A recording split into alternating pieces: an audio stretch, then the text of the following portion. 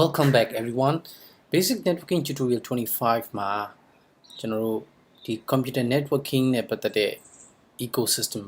အကြောင်းလေးလာကြည့်အောင် computer networking လို့ပြောလိုက်တာနဲ့ဒီ computer networking လောကမှာဘယ်လို companies တွေကကျွန်တော်တို့အဓိကသူတို့ရဲ့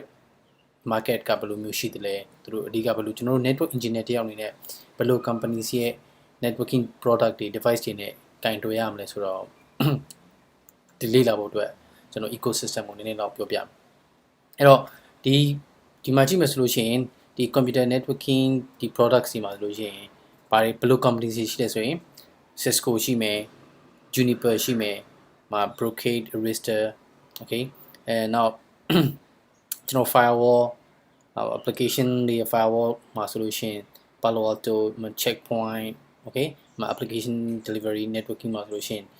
F5 Citrix မှာ one optimization solution Riverbed virtualization solution VMware Microsoft Hyper-V Zen okay မှာ proxies မှာ solution Blue Code မှာ now EMC wireless မှာဆို Aruba so အဲ့တော့ဒီ computer networking မှာဆိုလို့ရှိရင်ဒီလို companies တွေအများကြီးရှိတယ်ကျွန်တော်ဘာလို့ဒီ tutorial လုပ်ရလဲဆိုလို့ရှိရင်သူ့ရဲ့ ecosystem computer network engineer တယောက်အနေနဲ့သူ့ရဲ့ ecosystem ကိုကျွန်တော်ကြည့်စေချင်လို့လောက်ရတာဖြစ်ပါတယ် okay အဲ့တော့ဒီအချိန်ရလို့ရှိရင်ဒီ company ရဲ့ website လေးတွေကိုလိုက်ပြီးတော့ကြည့်ပြီးတော့သူတို့ဘာတွေလုပ်တယ်သူတို့ဘယ်လို product တွေရှိရဆိုတော့လေ့လာနေတဲ့ computer တွေအများကြီးရဖို့အတွက်လည်းမျှော်လင့်ပါတယ် okay အဲ့တော့ကြည့်အောင်ဒီမှာဆိုလို့ရှိရင် ecosystem ကိုကျွန်တော်ဘာထပ်ပြီးပြောချင်တယ်ဆိုလို့ရှိရင် example ဆိုပါစို့ကျွန်တော်ဒီမှာကျွန်တော် Google မှာ computer networking Gartner quadrant ဆိုပြီးတော့ရိုက်ထည့်လိုက်တယ်ဆိုလို့ရှိရင်ဒီ market research companies တွေမှာ Gartner ပေါ့နော် Gartner ကနေပြီးတော့သူက computer networking လောကမှာဆိုရင်ဥပမာဆိုပါစို့Magic Quadrant for Enterprise Network Firewall ဒီ network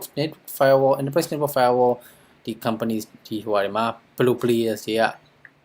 ဥဆောင်နေလဲဥပမာ leader မှာဆိုလို့ရှိရင် Palo Alto နဲ့ Checkpoint မှာ as of 2014စစ်တမ်းရပါတော့ now ဥပမာဆိုပါစို့ okay ဒီမှာဆိုရင်ဒီမှာ application delivery controller leader မှာဆိုလို့ရှိရင် F5 Citrix မှာ Redware River ကျွန်တော်တို့မသိတဲ့ company တွေအများကြီးရှိသေးတယ်